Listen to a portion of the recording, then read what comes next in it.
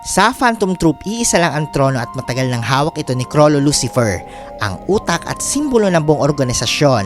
Ngunit sa isang grupong binubuo ng mga kriminal at halimaw sa lakas, palaging may tanong na bumabalik dito. Sino ang papalit kapag nawala si Krollo? Maraming pangalan ang lumalabas tulad na Finks, Machi at Nobunaga. Ngunit may isang membro na madalas hindi napapansin dahil sa kanyang katahimikan. At yan ay si Phaeton Porter, ang ika-number 2 miyembro ng Phantom Troop at marahil ang pinakakarapat-dapat na pumalit sa trono. Si Phaeton Porter ay isa sa mga pinakamisteryoso at kinakatakutang miyembro ng Phantom Troop. Kilala siya bilang pangunahing interrogator at executioner ng grupo, ang gumagawa ng mga trabahong walang gustong akuin. Hindi siya pala salita mga idol, ngunit kapag nagsalita na siya, ramdam ang bigat ng kanyang presensya. Hindi rin siya padalos-dalos, bagkus isa siyang tahimik na tagapamasid na laging nauuna sa pag-aanalisa ng sitwasyon bago umatake. Ang ganitong uri ng personalidad ay bihira at eksaktong kailangan ng isang leader sa mundo ng Phantom Troop. At pagdating sa Nen, si Phaeton ay isang transmuter, isang Nen type na kilala sa pagiging flexible, unpredictable at deadly. At katulad ni Killua at Hisoka, ang kanyang pinakakilalang kakayahan ay ang Pain Packer, ang Rising Sun, isang teknik na ginagawang sandata ang sariling sakit. Habang mas matinda ang pinsalang tinatanggap ni Phaeton, mas malakas ang Nen na naiipon sa loob niya. At kapag pinakawalan nito, naging isang miniature sun na naglalabas ng matinding init na kayang pumatay ng kalaban sa malawak na area. At kahit ang kanyang mga kasamahan ay kailangan lumayo dito dahil walang kinikilingan ang kapangyarihan nito mga idol. Pinapakita nito na si Phaeton na isang uri ng madirigma na mas lalong nagiging delikado habang tumatagal ang laban, isang bangungot para sa mga sino mang kaaway. At bukod sa kanyang Nen ability, si Phaeton ay may pambirang bilis, husay sa espada at assassin level combat skills. Kayang-kaya niyang tapusin ang laban sa loob lamang ng mga ilang segundo kung kinakailangan. At hindi siya umaasa sa purong lakas lamang.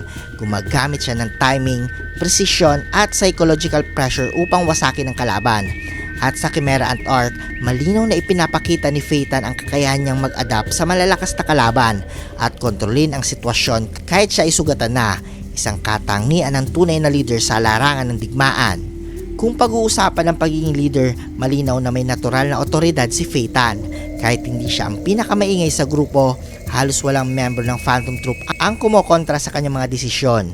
Sina Finks at Nobunaga, na kilala sa pagiging agresibo at dominante, ay nakikinig at sumusunod kapag si Phaeton ang nagsasalita.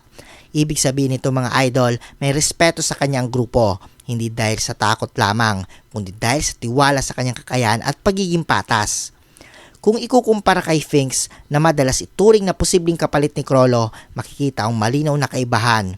Si Finks ay malakas at loyal, ngunit madalas siyang inuuna ang emosyon at galit. Sa isang organisasyong tulad ng Phantom Troop, ang emosyonal na leader ay nagiging kahinaan. At si Phaeton mga idol sa kabilang banda ay kontrolado ito, kalkulado at hindi hinahayaan ang damdamin na makaapekto sa desisyon. Mas pinapahalagan niya ang kaligtasan at integridad ng buong grupo kaysa sa personal na pagiganti o pride. At kung sakaling mawala si Krollo mga idol, ang Phantom Troop ay mangangailangan ng leader na hindi magpapahina sa Spider kung magpapatuloy sa original nitong diwa. Walang awa, walang attachment at walang pag-aalinlangan sa karahasan ng kung kinakailangan. At si Phaeton ang eksaktong embodiment ng diwa na ito. Wala siyang ego at wala siyang personal na ambisyon sa pamumuno. At higit sa lahat mga idol, wala siyang awa kapag oras na ng pagpatay. Para siyang anino ni Krollo, mas tahimik, mas direkta at mas brutal sa pagpapatupad ng desisyon. Sa uli, maaring si Krollo ang utak ng Phantom Troop, ngunit si Phaeton Porter ang maaaring maging puso ng dilim nito. Kapag siya ang umupo sa trono, hindi man maging mas organisado ang Phantom Troop, tiyak na magiging mas nakakatakot ito. At sa mundo ng Hunter x Hunter, kung saan ang takot ay kapangyarihan, si Phaeton Porter ang leader na walang sino mang ang gugustuhin kalabanin. Kung nagustuhan mo ang video nito, huwag niyong kalimutang mag-like at subscribe at hit ang notification bell button para updated kayo palagi sa ating video. Maraming salamat.